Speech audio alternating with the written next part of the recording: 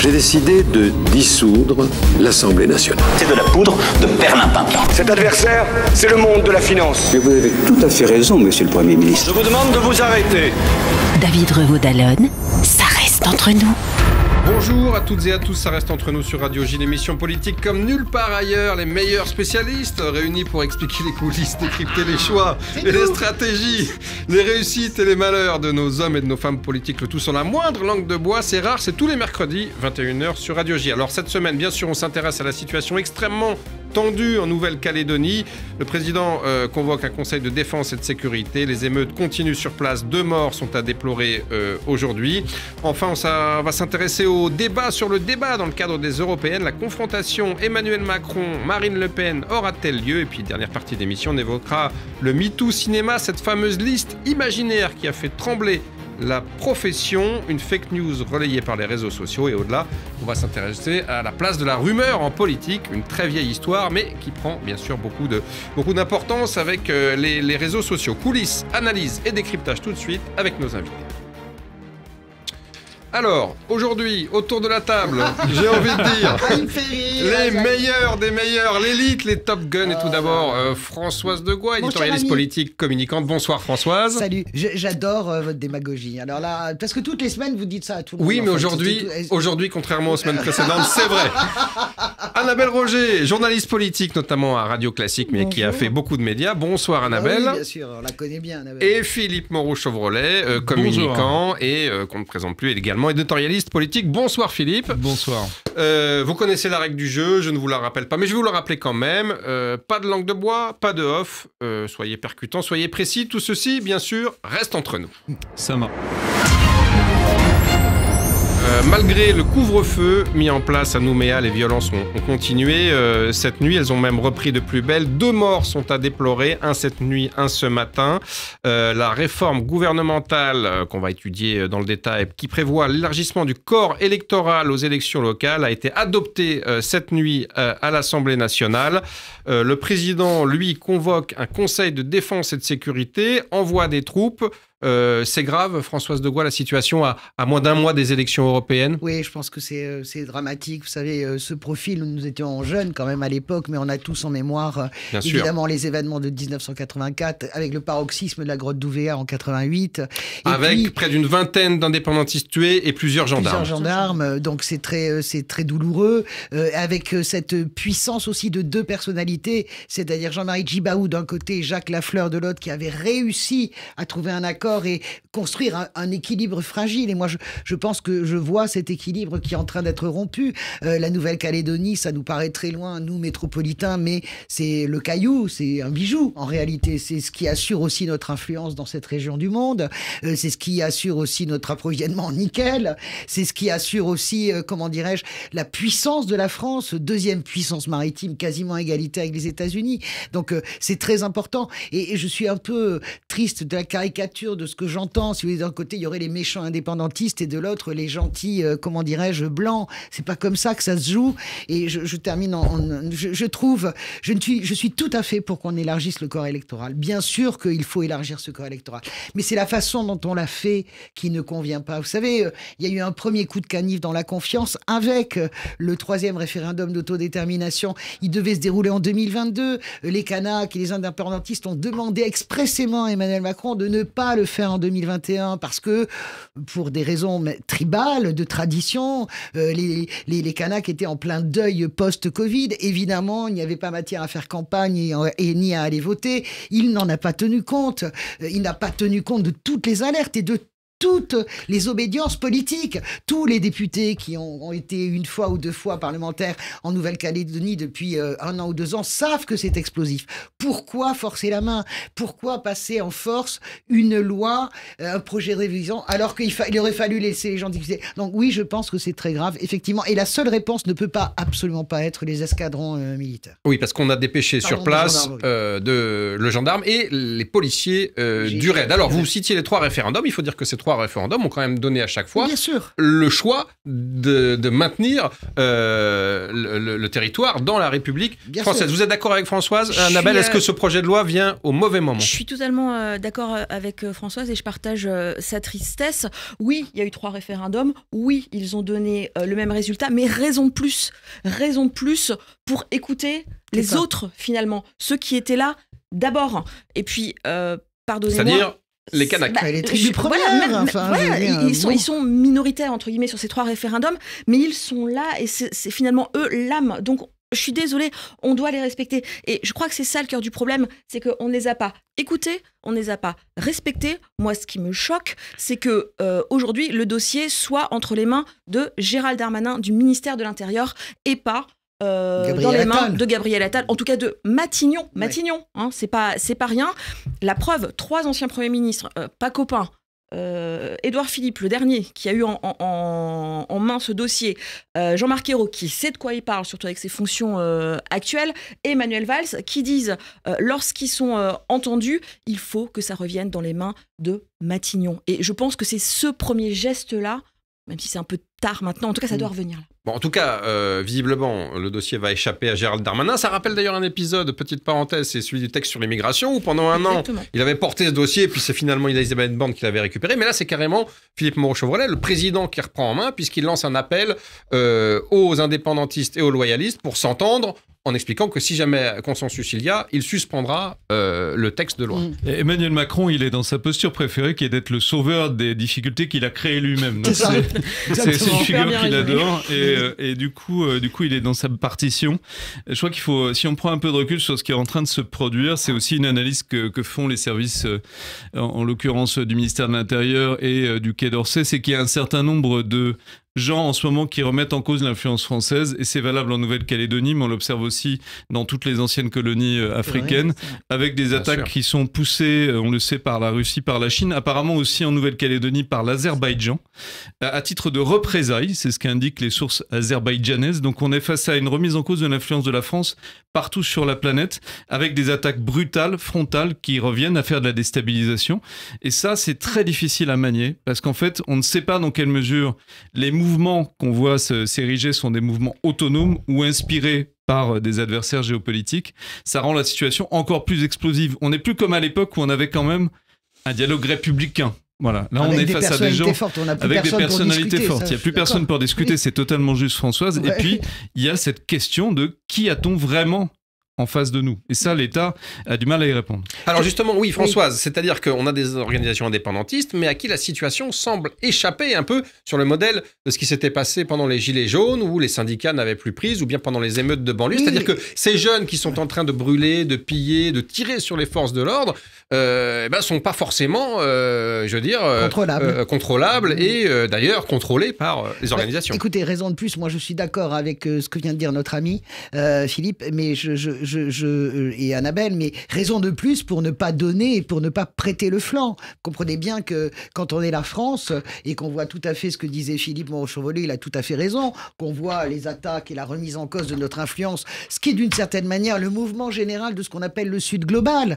Moi, je ne m'inscris pas en faux sur les aspirations du Sud global. Ce qui me gêne simplement, c'est qui mène ces aspirations-là. Mais attendez, vous êtes en train de nous dire tous les deux que, éventuellement, la Russie serait derrière ces troubles. Écoutez, on peut imaginer que la Russie est derrière beaucoup de manipulations, y compris en France, en territoire métropolitain. Pourquoi ne le serait-elle pas je ne dis pas forcément cela. Ce que je dis, c'est que raison de plus, même s'il y a une main invisible derrière, une forme de manipulation, d'ailleurs, ou une partie de manipulation, raison de plus pour être parfaitement démocrate et parfaitement, comment dirais-je, cadré et corseté et avec des principes. Vous comprenez que même plus globalement, je vais pas vous faire un discours décolonial, mais je n'en suis quand même pas loin. Il y a un moment où il va falloir que nous décidions de regarder nos outre-mer autrement. Vous comprenez bien, David, nous l'avons couvert ensemble. Souvenez-vous, 2009 et l'île Mota. La Guadeloupe, il faut que la Guadeloupe s'enflamme. Il faut que la Guadeloupe, pendant 3 semaines, soit barrée avec un leader et l'île Mota pour que Yves Gégaud, et puis après, d'un seul coup, on s'émeuve de la situation en Guadeloupe. On se rappelle qu'on a des territoires et des départements d'outre-mer. On a des territoires quand tout se met à flamber. Alors, va m'expliquer, oui, mais nous déversons des subventions. Il faut arrêter avec ça. Les ultramarins sont des Français à part entière, hein, et avec dans toute leur diversité, y compris les Kanaks et la Kanaki. Alors, je sais que ce mot est un peu tabou à utiliser, mais je le dis. Et nous, le pouvoir central, la métropole, nous devons regarder nos ultramarins différemment. Il y a quand même, au fond, derrière, toujours un petit rien qui reste encore de colonialisme. Alors, là-dessus, justement. Annabelle va pas être d'accord, mais... Non, si, je suis complètement d'accord avec toi. D'ailleurs, c'est l'argument Françoise... qu'a utilisé, Annabelle, la gauche, hier, pour s'opposer à ce texte qui a été voté par la majorité, la droite et l'extrême droite. Toute la gauche a utilisé cet argument de recolonisation qui est celui d'ailleurs des indépendantistes kanaks. Oui, absolument. C'est surtout le LFI, parce que les socialistes étaient un peu plus soft. Absolument. Et pardonnez-moi de revenir très terre à terre, mais ce que tu dis sur la manière dont on les traite quand il n'y a pas d'eau, quand il y a des magasins, Annabelle, le chlordécone, par exemple. Ils vont bientôt crever de faim. En Nouvelle-Calédonie, ils ont plus à manger. Les stupéfiants, la délinquance, et puis la filière nickel qui s'effondre. Une situation économique lamentable. On peut pas continuer comme ça, effectivement, et envoyer. La première chose, c'est on envoie des forces de l'ordre. Pardon, quoi. Alors, comme Mayotte, vous comprenez ? Non, mais il faut continuer là-dessus parce que c'est quand même très important. Moi, je ne suis pas une décolonialiste radicale. Je ne suis pas. Bien si, tiens, allez, pourquoi pas, je vais devenir radical aussi, parce que il y a un moment donné, nous devons changer notre façon de regarder ce qui nous compose, ce qui compose notre République. Mais véritablement, est-ce que c'est normal ? Vous le savez tous, on a tous été aux Antilles faire des reportages. Est-ce que c'est normal qu'on n'ait pas réglé le problème du chlordécone encore ? Dites-moi une seule fois si c'est normal qu'on laisse Évidemment encore... Est-ce qu'il est normal qu'on n'ait pas réglé depuis 40 ans l'eau à Mayotte ? Nous avons été à Mayotte ensemble. Absolument. Sur le bac, pendant une campagne présidentielle, comme journaliste. On sait très bien dans quelles conditions on laisse. Oui, mais donc nous devons changer notre façon, nous devons être respectueux de ces populations. Sur cet argument, le côté néocolonial, je reviens un petit peu au texte qui prévoit d'ouvrir, je rappelle, le vote aux prochaines élections provinciales à tous les citoyens résidant en Nouvelle-Calédonie depuis 10 ans. C'est-à-dire que ça ferait 25 000 électeurs de plus. Les loyalistes, évidemment, sont pour. Les indépendantistes exigent le retrait de ce texte puisque il parle d'une recolonisation. Qu'est-ce qu'il faut Est-ce qu'on ne peut pas s'interroger, je ne prends pas position, mais se demander si est-ce qu'il n'est pas normal que des gens qui vivent sur un territoire depuis 10 ans aient le droit de vote. C'est d'ailleurs le cas pour les ressortissants européens aux élections locales. Mais le sujet est tout aussi explosif en métropole. Quand on cherche à agrandir le corps électoral, ça veut dire qu'on reconnaît comme pleinement citoyen, comme pleinement égal, finalement, des gens qui sont depuis moins longtemps que nous sur le territoire. Donc ça provoque d'énormes débats, ça en a toujours provoqué. Si vous vous souvenez de la situation en Algérie française à l'époque, ça a été des clivages majeurs en Algérie française. Vous avez raison. Cette question de la citoyenneté. Donc c'est explosif, ce que moi je ne comprends pas. C'est pourquoi le gouvernement a jugé bon d'agiter ça maintenant. Effectivement, tout le monde lui disait que c'était pas une bonne idée, d'une façon aussi cavalière, avec cette méthode bonapartiste qui n'est pas du tout appropriée. Donc il paye aussi, et on paye collectivement, une hâte qui n'était pas justifiée. Mais c'est normal que ça provoque ces réactions. Le vote, c'est l'égalité des droits et on ne reconnaît pas comme égal forcément quelqu'un qui vient de débarquer. C'est valable en Nouvelle-Calédonie comme ici. Alors, Françoise, vous évoquiez le nickel. Il y a aussi une dimension très importante. C'est pas que de la politique, cette affaire. C'est aussi une dimension sociale. Il faut savoir que le nickel, je crois que ça emploie 70 000 personnes sur le territoire. C'est évidemment l'activité industrielle et économique. C'est un enjeu stratégique quasiment. Numéro 1, c'est un enjeu stratégique. Et c'est bien sûr la crise du nickel qui explique aussi, comme d'ailleurs en Guadeloupe, vous citiez 2009 et la crise avec Elie Domota, c'est aussi la question sociale qui est au fondement de ces émeutes. Bien sûr, la fameuse vie chère. La vie chère, 40% d'augmentation des courses. Elie Domota, il ne faisait que révéler des vérités. On est sur des taux de chômage en Nouvelle-Calédonie des moins de 25 ans qui sont abyssaux. Enfin, je crois qu'on doit arriver. Nous avons été encore dans nos années précédentes en reportage. Combien de fois on s'est dit quand on arrive au centre de Pointe-à-Pitre qu'on a l'impression parfois de se trouver à Haïti. On a l'impression de se trouver au centre-ville d'Haïti avec des jeunes en déshérence, complètement dopés, complètement cramés au crack. Des armes à feu, des gangs. On voit ça. C'est la France. C'est la France, monsieur. Non, mais vraiment, je plaisante absolument pas. C'est la France. Après, il y a la question du nickel, et puis il y a la question de notre positionnement dans l'Indo-Pacifique. La réalité, elle est absolument là. C'est-à-dire que dans la France, seule puissance désormais nucléaire, je ne parle pas de nos amis grands-bretons qui sont sortis, mais bon, seule puissance nucléaire de l'Union européenne. Deuxième puissance maritime du monde, à quelques miles près, on est égal avec les États-Unis. Elle a cette puissance-là, si vous voulez, de représentation dans cette zone du Pacifique. On prend également Tahiti. Donc elle a, en tout cas avec la Nouvelle-Calédonie, dans ce bras de fer qui va se mener, qui va ne faire que s'amplifier entre la Chine et les États-Unis, évidemment qu'il y a un enjeu. Est-ce que quand on a un enjeu tel, la priorité, ça n'est pas de discuter, de dialoguer. Et je suis d'accord avec Philippe et avec Annabelle mais Annabelle a souri, donc c'est pour ça que je dis qu'elle était dans l'eau aussi, je la mets dedans. Voilà, Emmanuel Macron répare toujours les drames qu'il a lui-même créés. C'est un pompier pyromane. C'est un pyromane pompier. Il va falloir plutôt le dire dans ce sens-là. Et on est quand même... Moi, vraiment, les bras m'en tombent. Objectivement, on fait absolument tout ce qu'il ne faudrait pas faire. Vous vous rendez compte, quand même. Moi, je suis une électrice française. Je regarde l'info de loin, ok ? Je me lève ce matin, d'accord ? 2 agents de la pénitentiaire abattus comme des chiens par des complices d'un baron de la drogue, ok ? D'abord, comment est-ce qu'ils ont pu avoir l'itinéraire ? Je pose la question, il y aura forcément une réponse un jour. J'écoute la Nouvelle-Calédonie, Louis Lefranc, le haut-commissaire qui annonce 1 mort, puis 2 morts, des magasins pulvérisés. Je me dis, mais c'est quoi cet État impuissant ? Impuissance, sécurité... Préférence nationale égale Jordan Bardella. Voilà. Alors justement, tout. Précisément, très bonne transition, puisque y a quand même un souci depuis le début de la première présidence d'Emmanuel Macron, c'est le flanc régalien. On dit qu'il est faible, il est d'ailleurs régulièrement attaqué par la droite et par l'extrême droite, et vous avez raison de rappeler ces incidents, ce drame d'ailleurs de l'évasion. On se rappelle qu'il y a quelques semaines, c'était Mayotte. Hier, le Sénat a rendu un rapport sur la question du trafic de stupéfiants qui est assez ahurissant et qui dit que l'État, en fait, en résumé à gros traits, risque d'être gangréné par les mafias de la drogue. Est-ce que tout ceci, ça tombe pas très très mal pour l'exécutif à un mois des européennes qui, une fois de plus, démontre son impuissance en matière d'autorité et de sécurité? Il n'y a pas qu'en régalien, en fait, qu'il a un problème. Macron, il est bon sur l'éco et pour le reste, on laisse tomber. Je veux dire, même sur la culture, il ne sait pas faire. Donc oui, et évidemment, je partage une fois de plus François. Tout le monde est d'accord aujourd'hui. Oui, parce que quand on nous ennuie un peu. Quand on se lève le matin et que on n'a que des catastrophes. Ah si, bah ok, ouais, ça s'est bien passé hier, la cérémonie d'ouverture du Festival de Cannes, magnifique.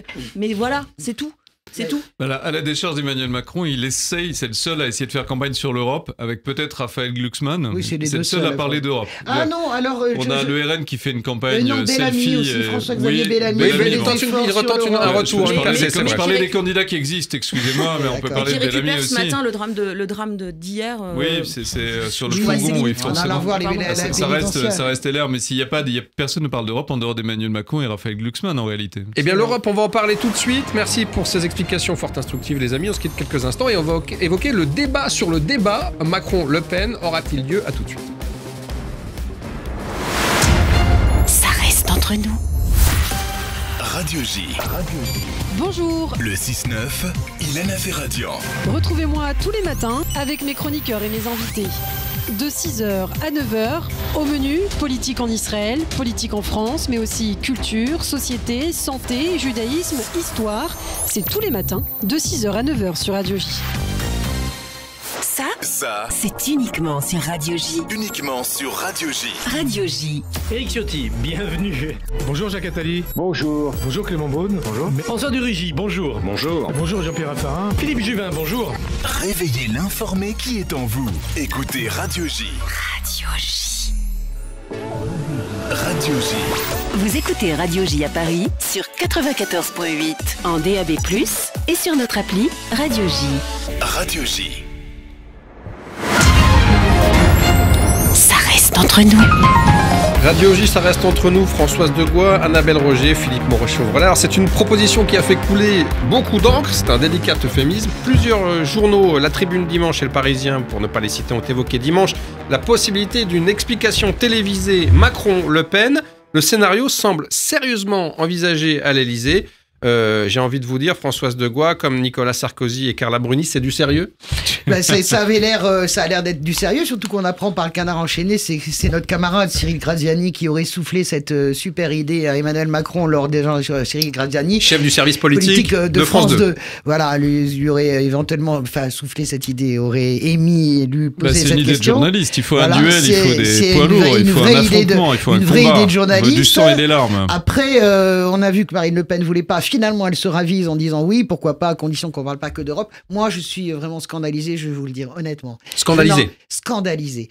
Même par Attal, le débat, pardonnez-moi, Gabriel Attal, Jordan Bardella, je veux pas être injurieuse avec eux. Je suis scandalisé. Objectivement, je n'en peux plus de cette mâchoire infernale, de ce duo de Dupont et Dupont de la politique française. Sérieusement, le RN et Macron, le RN, Macron.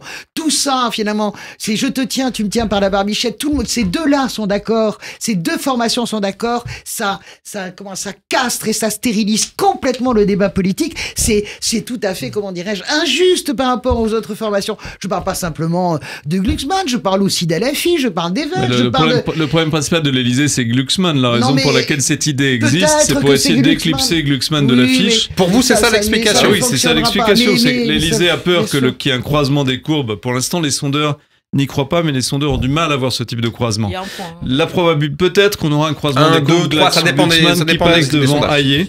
C'est possible qu'il y ait un croisement des courbes. C'est le scénario qui est redouté par l'Élysée. Pourquoi? Parce que ça atomise la campagne européenne d'Emmanuel Macron, qui s'est impliqué personnellement. Et puis ça atomise en même temps, général. Ça atomise en même temps, ça détruit la Macronie. C'est l'acte de mort de la Macronie, si ça se produit, c'est que Glucksmann passe devant Valérie Hayé. Donc l'idée, c'est de sortir un lapin du chapeau, un affrontement médiatique, on canalise les médias pendant des semaines, on ne parle que de l'affrontement Le Pen-Macron, et il n'y a plus personne d'autre qui existe. Alors justement, plus personne d'autre n'existe, c'est un truc de pas communicant. Non plus Valérie Hayé, la tête de liste, Renaissance, déjà Premier ministre. Valérie oui, mais déjà Premier ministre. Il est cruel, mais il a raison. Le Premier ministre Gabriel Attal va affronter Bardella Jordan de son prénom le 23 mai prochain. Si en plus le président s'en mêle, ça va devenir de plus en plus compliqué. D'ailleurs, Marine Le Pen, petit commentaire acerbe, je cite, je trouve le procédé très humiliant pour sa tête de liste et pour son Premier ministre, en qui il n'a visiblement pas confiance. C'est une preuve de fébrilité. Moi, j'ai une bonne tête de liste. Je n'ai aucune raison de lui couper l'herbe sous le pied. Fin de citation, Annabelle Roger. Deux choses par rapport à ça. Tout à l'heure, Philippe disait oui, mais Emmanuel Macron, lui, au moins, il fait campagne sur les européennes, il parle d'Europe. Ouais, et puis après, il fait un débat avec... il envisage un débat avec Marine Le Pen, donc on annule tout le... Non, et si Marine Le Pen accepte, on annule tout cet effet-là. C'est justement son argument. Elle voulait parler de tout. C'est ce qu'elle veut, elle, mais c'est pas ce qu'il veut, lui. Deuxième chose, effectivement, Gabriel Attal et Emmanuel Macron, ce sont les Pères Noël du Rassemblement National. Voilà, les Pères Noël du Rassemblement National. Pour moi, ce sont les Pères Noël du Rassemblement National et ce sont les pères fouettards de Valérie Hayé. Moi, je suis une femme. Ouais. On parle beaucoup en ce moment de la place des femmes, de la manière dont elles sont traitées. Eh ben, quel sacré exemple, dis donc, ils donnent ces deux-là. De traiter leur tête de liste de cette manière, je trouve ça incroyable. Et c'est Marine Le Pen qui prend sa défense. C'est du machisme électoral. Je suis désolée, c'est totalement du machisme. C'est un bon concept, le machisme électoral. En plus, en plus de ça, cela dit, Marine Le Pen est une femme, pour aller dans l'inverse de ce que vous dites. La seule qui prend la défense de l'adversaire de Jordan Bardella. Ça existe, les machins, il n'y a rien de pire que les machins, en fait. Il n'y a rien de pire que les femmes qui défendent en permanence les hommes et contre les autres femmes. En tout cas, moi, je suis d'accord avec ce que dit Philippe sur l'angoisse Glucksmann. Je pense que c'est un mauvais calcul d'imaginer que les deux débats vont écraser. S'il y a un élan, il y a un élan. On est sur une dynamique un peu de Glucksmann, on est sur une stagnation de Valérie Hayé qui ne baisse pas, mais qui n'augmente pas. Donc vous savez tous, on a assez fait de politique ici pour savoir que dans une campagne, quand on stagne, c'est qu'on recule de toute façon. Donc je ne présage pas du croisement des courbes, c'est le fantasme habituel de tous les sondeurs. C'est l'objectif de la campagne Glucksmann, en tout cas, c'est de passer devant Valérie Hayé. Après, c'est il faut calmer un peu nos copains socialistes, parce que c'est aussi un fantasme de sondeurs. Oui, les socialistes sont déjà persuadés que Glucksmann arrivera en deuxième position et que c'est le début de l'endroit. C'est leur objectif, pour 2027 aussi. Je peux vous assurer que Olivier Faure calme tout le monde et je pense qu'il a tout à fait raison. Déjà, ce serait bien que Glucksmann passe devant Ali et ça nous ferait une alternative à Mélenchon à gauche, parce que là, le paysage, il est terrible quand même à gauche. Je voudrais juste finir en disant que même si Glucksmann, Raphaël, de son prénom, ne passe pas devant Valérie Hayé, de toute façon, s'il met 6 à 8 points dans les dents de Jean-Luc Mélenchon, de toute façon, c'est la recomposition à gauche. Je vous rappelle quand même que oui, c'est pas faux. le Parti en tout cas, on va l'espérer. Le Parti socialiste revient de l'enfer. Moi, j'en suis assez heureuse. Il vient de 6%. Déjà en décembre, 10%, c'était un objectif inespéré pour les socialistes. Si on est à 14 ou 15, excusez-moi, je pense que c'est quand même champagne. C'est la reconquista socialiste qu'on n'avait pas vue. La remontada. La question étant, comme toujours, avec nous, je dis nous parce que je suis classé dans ce mouvement-là en rose vif. Glucksmann, c'est le Messi du PS, au sens footballistique et politique. En tout cas, je ne suis pas sûr si ça se jouera autour de lui pour la présidentielle, mais en tout cas, ce qui est certain, c'est qu'il faudra aussi que les socialistes, si tel est le cas, fassent attention à ce qu'ils vont faire de cette victoire. Vous savez, les Français ne supportent absolument plus l'hégémonie socialiste. Elle est bien enterrée, l'hégémonie socialiste. Ça fait longtemps qu'ils n'ont plus besoin de la supporter quand même. Elle est plus là depuis longtemps. On a une hégémonie du en même temps depuis 7 ans. 8 ans presque. Tu sais, mon cher Philippe, que l'hégémonie revient beaucoup plus vite que tu ne le crois. Attention à la melonnade. Chasser l'hégémonie qu'elle revient au galop. Le jour où on sera menacé par une hégémonie socialiste, je respirerai un peu. Parce que là, je ne sens pas ça pour 2027 encore. Je sens un autre type d'hégémonie. Je préférerais largement le PS. Philippe, je ne parle pas de ça. Je parle pas de ça. Je parle de l'attitude. Sur l'ensemble de la gauche. Sur l'attitude, c'est-à-dire oui, il ne faut pas qu'ils aient la grosse tête. Faut pas qu'ils aient la grosse tête. À pas retomber dans la maladie, l'arrogance traditionnelle socialiste qui nous a fait tellement de mal, de la même manière que les Verts ont pris un boulard, si tu veux, après leurs 14% de 2019. Ah oui, non, là on en est loin. Regarde ce qu'ils en ont fait. Bon, voilà. Annabelle. Bah effectivement. Vive la gauche. Non, mais on avait compris. Le côté positif, et c'est ça qui est important, c'est que la gauche a retrouvé la gauche centrale, on va dire, hors la social-démocrate, exactement, la gauche de gouvernement, a retrouvé un électorat. Et finalement, c'est ça, le point, et c'est ça effectivement l'importance de qu'est-ce qu'on va faire de ces 12, 14, peu importe. Même 11, 12, c'est bien. Et avec qui ? Parce que j'ai un petit peu suivi la gauche de mon côté aussi. Et ça va. Moi, ce que je crains, en fait, c'est que ça redonne des ailes à des vieux responsables qui voudraient repartir. Non, ils essayent avec Cazeneuve, ils essayent avec Juliette Méadel, ils essayent avec la branche. C'est exactement à ça que je pensais. C'est à Bernard Cazeneuve et à ces gens-là. Raphaël Glucksmann. Ça va quand même être très humiliant pour eux. Il est ailleurs. Il y a un moment, il faut renoncer aussi. Non, mais vous voulez dire que Raphaël Glucksmann, clairement, c'est pas un candidat potentiel à 2027 ? Si, bien sûr que si.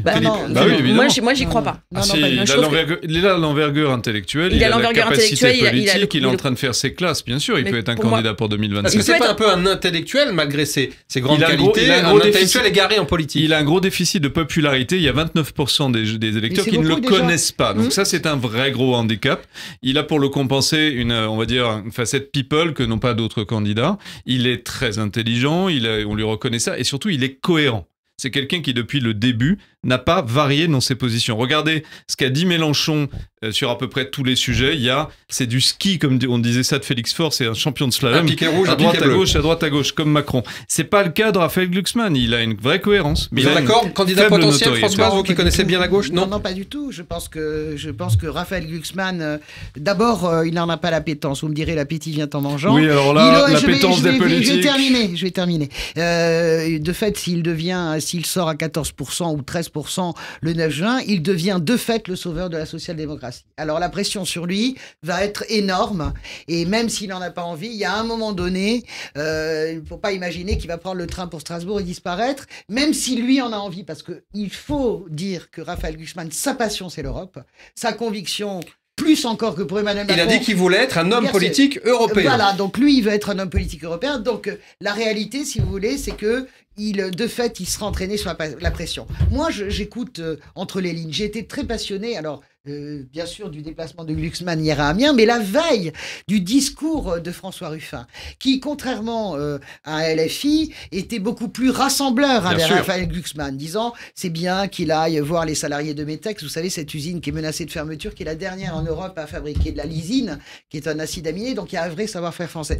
Donc j'entends ce que dit Ruffin, je vois tout à fait, j'entends en écho ce que dit Olivier Faure, en disant bien sûr qu'après le 9 juin, on va recomposer, il a dit ça chez nos amis de Sud Radio, une gauche, mais sans Mélenchon. Il le dit clairement, c'est la première fois que Olivier Faure dit cette vérité. Donc on a bien compris comment ça va se reconstruire, et de mon point de vue, il y a une telle avance c'est assez passionnant de voir comment François Ruffin construit sa notoriété, sa popularité. Et mon sentiment, c'est que quand même, si les choses se font, elles se feront de toute façon entre ces deux hommes, et ils l'ont bien compris, puisqu'ils s'échangent des lettres à la façon de Madame de Sévigné. C'est très bien ça, ce dialogue républicain. On n'est pas dans l'invective, on est dans l'échange d'arguments. On n'est pas face à Mélenchon, on est face à quelqu'un qui, chez les Insoumis, a été plutôt rare ces derniers temps. C'est pour ça que je dis hors norme chez les Insoumis, malheureusement. Que Ruffin est très intelligent. Non, parce que Garrido et Corbière sont pas non plus dans l'outrance. Oui, alors là, moi j'attends qu'il divorce avec Mélenchon, et là on aura quelque chose de construit. Je pensais qu'on parlait. Non, regarde pas. Ça ne nous regarde pas. Non, mais je pense franchement. que ça viendra de toute façon. Il y a un courant qui va se faire. Il faut attendre le 9 juin. Vous verrez la composition. Mais elle se fera autour de ces deux personnes. Vous êtes d'accord, Annabelle, l'hypothèse de Françoise, Ruffin, Glucksmann, le nouvel axe? Non seulement je suis d'accord, mais je suis très intéressée par ce ticket Ruffin, Glucksmann. Et effectivement, pour répondre à Philippe, si à mon avis il devait y en avoir un qui partait en 2027, en termes de costume, en termes de personnalité, en termes d'expérience, en termes parce que Glucksmann il faut des troupes, je suis désolée pour aller à la présidentielle. Après, mais il voilà. aurait le PS, mais bon, il n'y a plus grand chose. Ou pas. Alors, donc je répondrai là-dessus, c'est intéressant. Je trouve ce ticket extrêmement intéressant, le fait et l'échange qu'ils ont que je trouve de qualité. Effectivement, ils sont pas dans l'invective, ils essaient de construire. Alors c'est assez pernicieux, c'est quand même c'est fielleux entre les deux. Il faut pas dire les lettres, c'est pas oui. Non, mais Madame de Sévigné, partie d'échec. Madame de Sévigné, c'était déjà très fielleux à l'époque. Mais on débat et on se respecte. C'est dans la bonne ligne. Et voilà. Moi, je trouve que Glucksmann n'est pas tout seul. Il a la Fondation Jean Jaurès. Il a un think tank derrière qui le suit. Il a pris le PS. Il est arrivé à les calmer, à négocier avec eux. On les connaît, nous. Il a fait Olivier Faure est quand même pas Glucksmannophile. Non, d'accord, mais le dindon de la farce, c'est quand même Raphaël Glucksmann. Ruffin, que j'adore, vraiment, n'a vraiment personne derrière lui. Il est tout seul. Et il est par ailleurs pilonné par son propre camp. Donc c'est difficile. Non. Alors je vais vous dire un truc. D'abord, pilonné par Mélenchon, en tout cas. Pas du tout, pas pilonné, mais non. Ruffin, il cherche à récupérer l'héritage. Il y a des façons d'aimer qui sont des façons de haïr. Oui, mais Ruffin cherche l'héritage du vieux, parce qu'il l'appelle comme ça de façon affectueuse. C'est affectueux. Il veut mettre la main sur le magot du vieux, c'est le viager. Non, le magot, c'est les cités. En réalité, c'est le vote de la jeunesse, et le magot, c'est le vote des classes populaires. C'est un magot qui mérite. Il faut démontrer que ce magot existe. Parce que moi, le vote des cités. Je voudrais terminer parce que, en tout cas, dans les faits, en tout cas, ce magot existe là. Pas le vote des cités, mais en tout cas, le vote des ouvriers, le vote de la jeunesse, il existe. Donc, il veut un héritage sans casser les œufs, sans avoir à tuer le père. Sur Raphaël Glucksmann, moi, je suis désolé, le grand vainqueur, finalement, le 9 juin, ça sera lui, mais ça sera Olivier Faure. Je vous rappelle quand même que sur la liste. Alors ça, c'est le gros argument de LFI. Quand vous votez Glucksmann, vous votez pour Faure, vous votez pour un traître. Mais moi, j'ai pas un problème, j'aime beaucoup Olivier Faure. Donc moi, je suis pas dans l'argument de LFI, j'en ai rien. Moi, non, et pourtant, je reconnais que c'est pas lui le patron, c'est Glucksmann. Mais c'est pas vrai, vous vous trompez totalement. C'est-à-dire que la réalité, c'est que sur l'ensemble des listes, laissez-moi finir, je parle d'un sujet que je connais éminemment et je pense mieux que vous. Aussi. Donc je pense que sur l'ensemble des listes. Je me permets, Françoise, de ne pas être d'accord. Sur l'ensemble de la liste, on peut avoir un débat sur Olivier Faure, s'il vous plaît, David. Je pense que c'est ce que la population attend.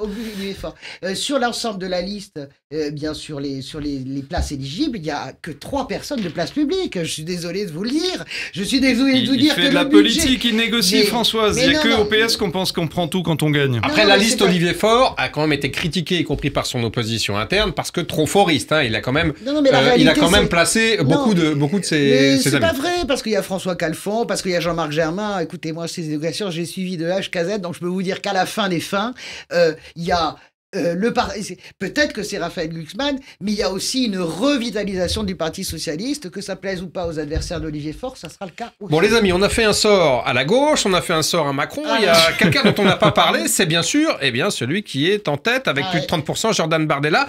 Qu'est-ce qui marche chez Bardella? Vraie question, parce que tout de même, il dit pas grand-chose, le président du RN dans cette campagne, sorti sur le terrain, selfie, grand sourire, mais sur le fond, on l'entend pas, Annabelle. Qu'est-ce qui se passe?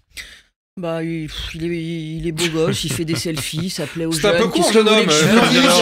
Non, mais c'est vrai qu'on dirait Chirac jeune, mâchoire carrée. En fait, vous savez quoi? La muscu. Vous savez quoi? Il fait rien en Europe. Il fait rien. Bah oui, ça c'est, on le sait. Il assume.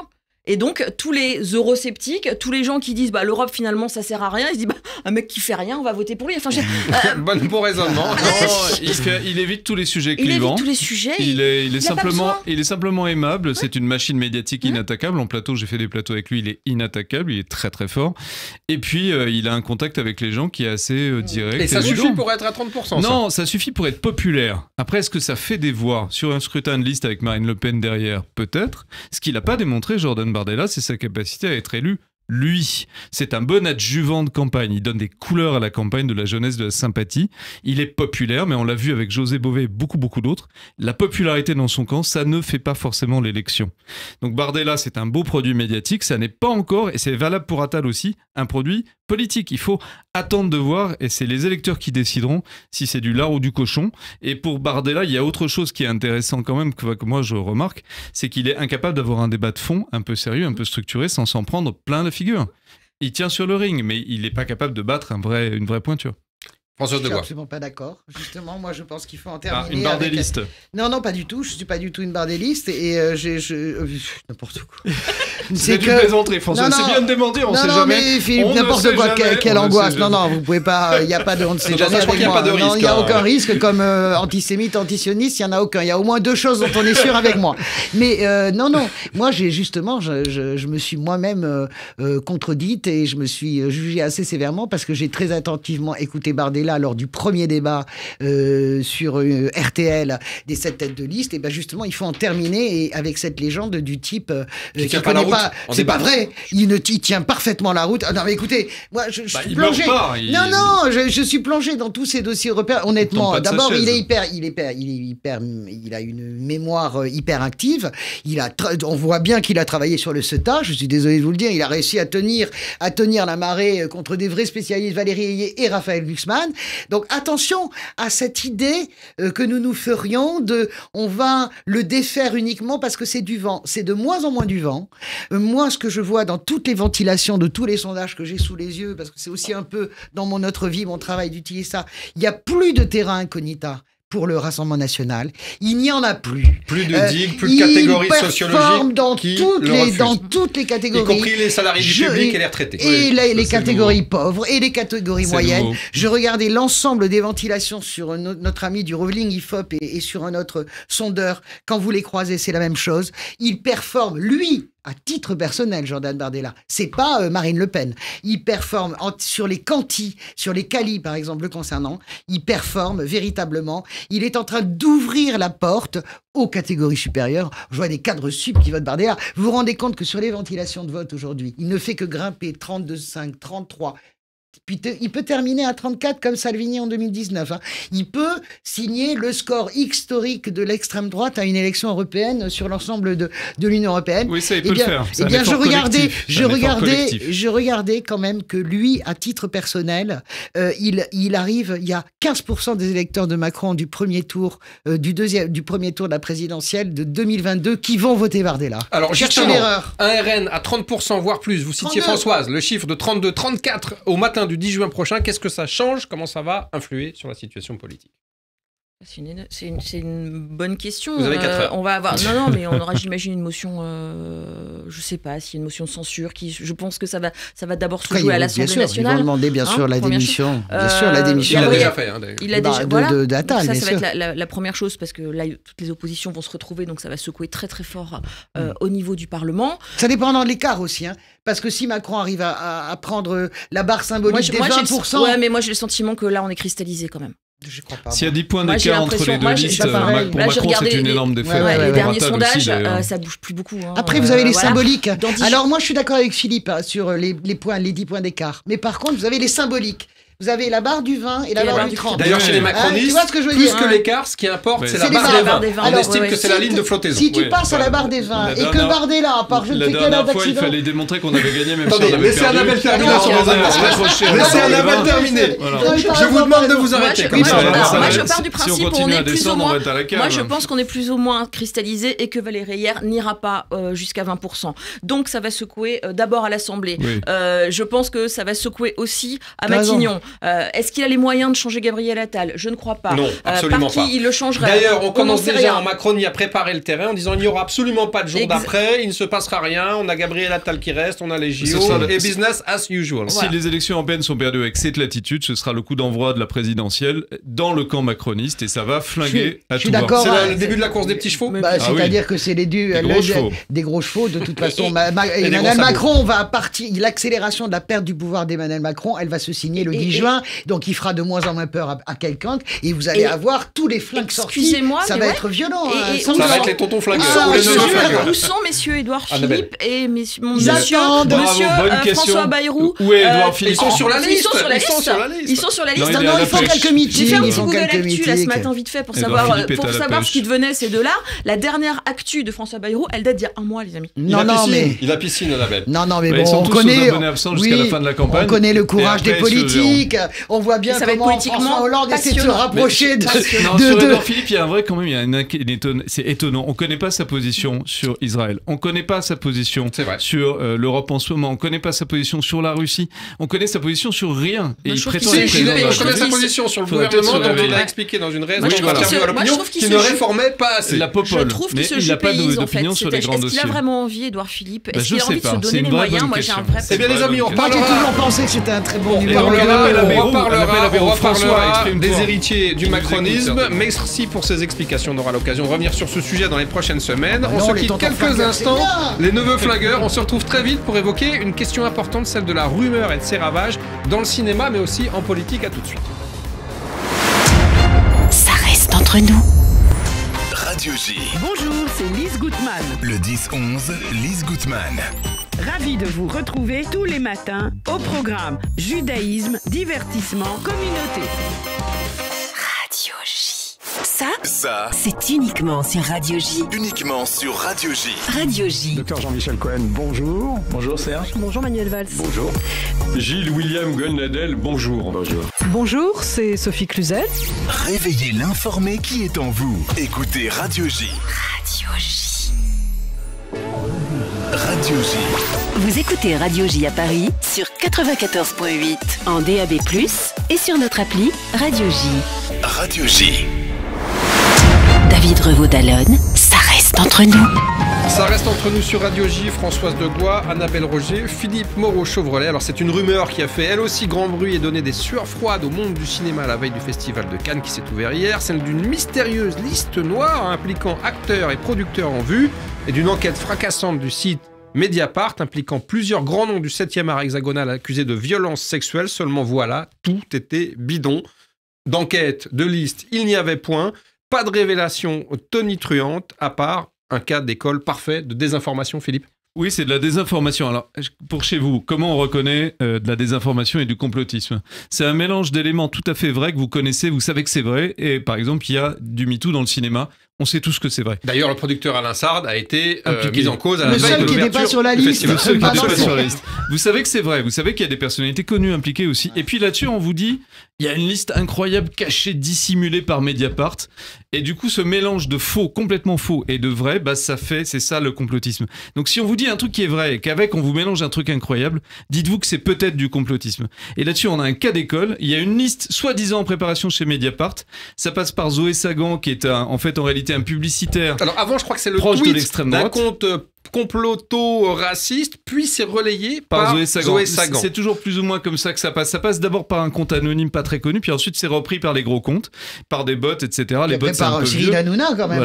Voilà, c'est ça. Le problème, c'est qu'après, c'est repris par plusieurs médias nationaux, Le Figaro et, bien sûr, touche pas à mon poste, Cyril Hanouna, qui donne une résonance sur. Il vit sur le complotisme, Hanouna. Il est celui qui relaye le complotisme à l'antenne. Pourquoi ? Parce que ça fait de l'audience. C'est un business, Zoé Sagan. Pour lui, c'est un business, la désinformation. Quand il vous vend ce truc, c'est pour que vous y croyez, pour faire de l'audience, générer du cash via X, via des plateformes comme ça. Donc c'est un business. Mais ça sert aussi son patron. Et Mediapart a démenti. Du coup, que fait Zoé Sagan ? Il attaque Mediapart en disant, de toute façon, ils sont moribonds, ils vont crever, c'est leur chant du cygne, et voilà. Ça prouve bien que Mediapart a totalement démenti bien sûr, ça n'existe pas cette liste, évidemment. Planel, Mayarka, Marine Turki qui est vraiment excellente sur ces questions-là, Edoui Plenel personnellement, et puis je rappelle à tous les gens qui pourraient le croire que Mediapart n'est pas du tout moribond, c'est un des seuls modèles économiques qui fonctionne du feu de Dieu avec une excellente équipe, on est d'accord ou pas, mais en tout cas en termes d'investigation ils sont quand même remarquables. Moi je suis d'accord avec Philippe, c'est intéressant ce qu'il dit sur ce mélange du vrai-faux qui est revendiqué par Zoé Sagan. Zoé Sagan, elle revendique, moi je ne suis pas sûr que ça soit ce publicitaire encore qui soit derrière Zoé Sagan, on me dit c'est plutôt une communauté de gens, il y a plusieurs personnes, mais en tout cas... On ne sait pas qui est cette Zoé Sagan. On pense que c'est un publicitaire, un ancien publicitaire, voilà, mais en proche tout cas, de l'extrême droite, de faits et documents. Ce qui est certain, c'est que c'est vraiment d'une violence extrême, et moi, je sais pas qu'est-ce qu'il y a derrière, je n'en sais rien, mais je me dis quand même, quand je vois le chemin, ça passe par ce compte-là, projet extrême droite, c'est relayé par la sphère Bolloré quand même, qui fait aussi son beurre là-dessus.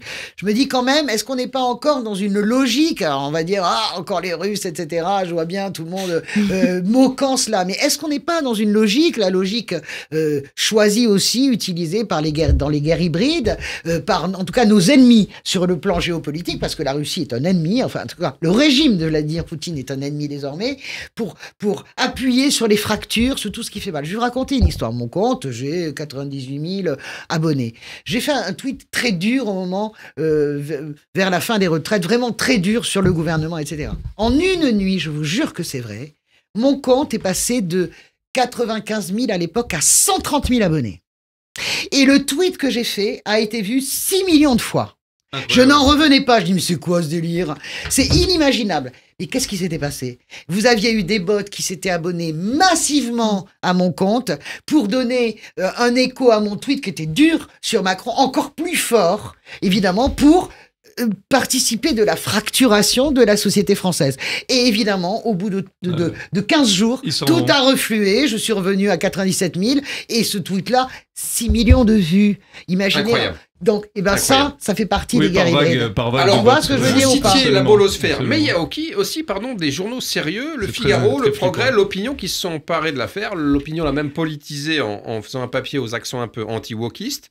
Il faudra attendre un papier du Parisien pour que il se soit avéré que ce soit une fake news. Qu'est-ce que ça vous inspire, Annabelle? Moi, ça m'inspire. On a regardé d'où ça venait. Moi, ce qui m'intéresse, c'est aussi qui sont les cibles, les targets. À qui ça s'adresse? Alors, non, qui sont les targets? Sont les targets? Alors, les femmes victimes de MeToo qui essaient justement de faire avancer leur cause. Mediapart, la gauchiasse. Pardon? Oui, non, mais c'est intéressant, c'est bien que tu le dises directement oui, comme ça. Absolument. L'extrême gauchiasme. Voilà, donc je suis pas sûre qu'on ait besoin d'aller jusqu'en Russie. Moi, je pense qu'on regarde juste dans ce qui se passe dans l'extrême droite française, le wokisme. Ouais. Voilà, donc je pense que c'est effectivement la sphère Bolloré et tous ces gens qui finalement veulent cette vieille France un peu rance qu'on trouve aujourd'hui. Alors sur les cibles que vous évoquez, dans cette liste, il y avait un jeune acteur qui s'appelle Raphaël Quénard, dont le nom était évoqué. Et il a été interrogé hier sur Click TV à ce sujet, on l'écoute. Le harcèlement, toute forme de violence, c'est des choses qui sont des sujets sérieux, qui doivent être traités avec la plus grande rigueur dont ne font pas preuve des tweetos, d'accord? Ne serait-ce que s'informer sur Twitter, pour moi, c'est déjà exprimer le désir inconscient de faire de son cerveau une marmite de merde. Ok, c'est pas genre le bon endroit. Et d'ailleurs, cette rumeur n'a été reprise par aucun journal digne de ce nom, avec des journalistes, parce qu'il faut pas tout mettre dans le même sac, qui sont sérieux, minutieux, qui sont animés par une déontologie, un sens de l'éthique, et qui présentent, par respect pour leur auditoire et leur audience, des faits avérés et vérifiés. D'accord? Le travail d'investigation, il doit être fait avec sérieux.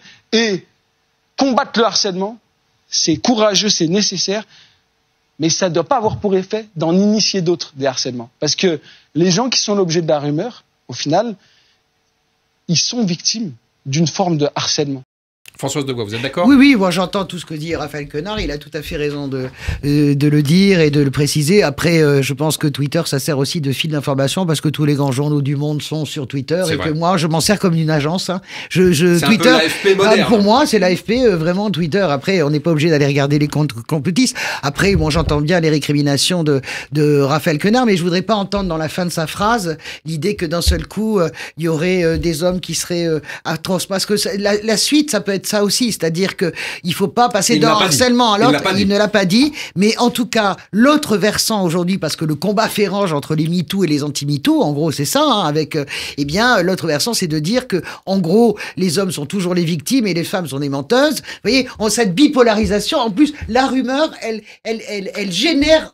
C'est pour ça que je dis que, à mon avis, il y a une manip aussi derrière qui va peut-être au-delà de la sphère de la fachosphère et de la réaxphère des néoconservateurs, c'est que elle réalimente cette bataille rangée. Tout est bataille rangée maintenant entre les MeToo et les pas MeToo. Soit vous êtes, moi je vois pas des antisémites partout, mais je vois pas des wokistes, pas des anti-wok partout non plus. Vous comprenez ce que je veux dire? À un moment donné, impossible de trouver un chemin de milieu. Alors la rumeur, c'est quand même un classique. Sans remonter au Moyen-Âge, bien sûr, aux rumeurs meurtrières, à la Révolution française pendant lesquelles elle pullulait. On a eu dans les dernières décennies beaucoup de rumeurs politiques. La rumeur d'Orléans, souvenez-vous, ces relents antisémites, l'affaire Markovitch, l'affaire Patrice Allègre, et bien d'autres encore. Ce qui est nouveau, c'est ce système de transmission qu'on évoquait, réseaux sociaux, puis repris par les médias nationaux et sérieux, et donc, à l'arrivée, objet du débat, sur la table du débat politique. Philippe Moreau-Chevrolet. Oui, parce que la rumeur est relayée par les comptes qui font de l'audience et du business avec. Du coup, ça devient des phénomènes. Pourquoi ? Parce que ça agrège des millions de vues. Du coup, les médias traditionnels sont obligés de s'en emparer parce que ça existe. Et c'est là où moi, je rejoins l'argumentation de Raphaël Quenard. Il y a peut-être une réflexion à faire sur ces plateformes pour les réglementer, peut-être pour en interdire certaines.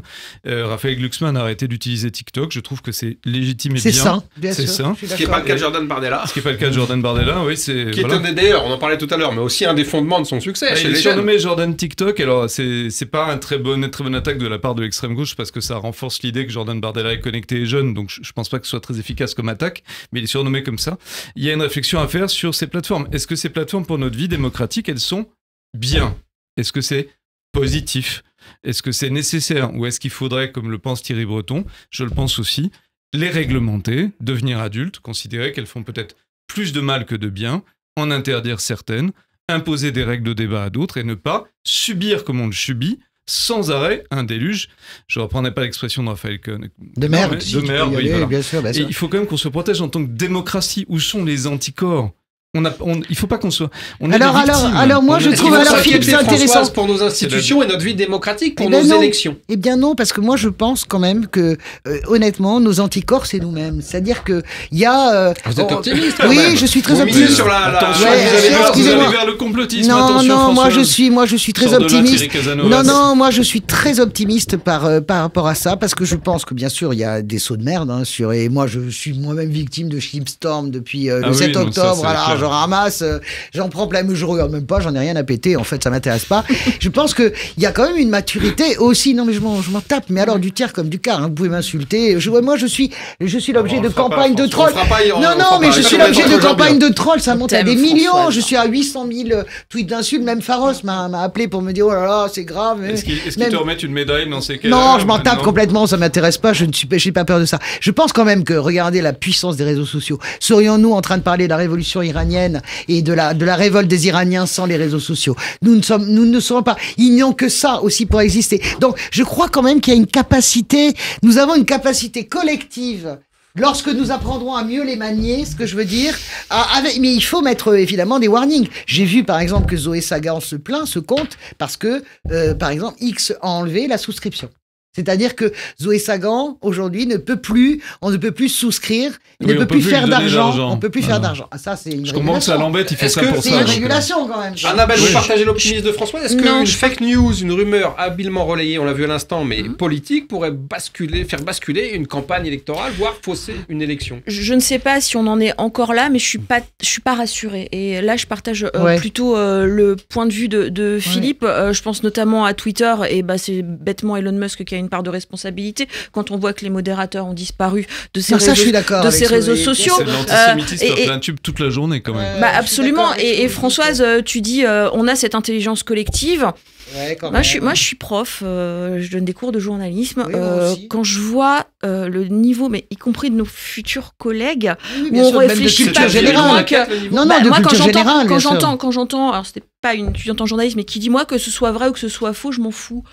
Pardon. Ah oui, ça c'est donc ils sont pas tous comme ça, mais je pense qu'on a un vrai sujet d'éducation, on a un vrai sujet effectivement de mettre des barrières sur les réseaux sociaux. Comment on s'y prend, je n'en sais rien. Donc oui, la révolution iranienne, mais quand on voit ce que donne le complotisme aujourd'hui sur les réseaux sociaux, moi ça me pose peut-être, mais il y a des très belles question. choses aussi qui naissent sur les réseaux sociaux. Il y a de très grands soutiens qui naissent sur les réseaux sociaux. MeToo est né sur les réseaux sociaux. La question, c'est comment on garde le meilleur et comment on évite le pire. Je suis d'accord avec toi, mais on peut pas, comment dirais-je, les choses peuvent pas être chimiquement pures, c'est ce que je veux dire. Ça fait quand même 10 ans, les amis, qu'on se pose la question. Non, mais d'accord, mais c'est en pire. Dans le cas de TikTok, on est en train de confier les données privées de nos enfants et leur cerveau à la dictature chinoise. Je suis pas confort avec ça, je pense qu'il faudrait l'interdire. Non, mais interdire TikTok, j'en sais pas. En tout cas, le réguler, en tout cas, travailler sur les algorithmes. L'interdire. Il y a des fois, il faut être régalien. Eh ben, merci les amis sur ce débat qui rebondira. C'est pas régalien, ça c'est la dictature pure. Merci à tous les trois pour vos explications lumineuses, vos éclairages. Nous savons tout de la campagne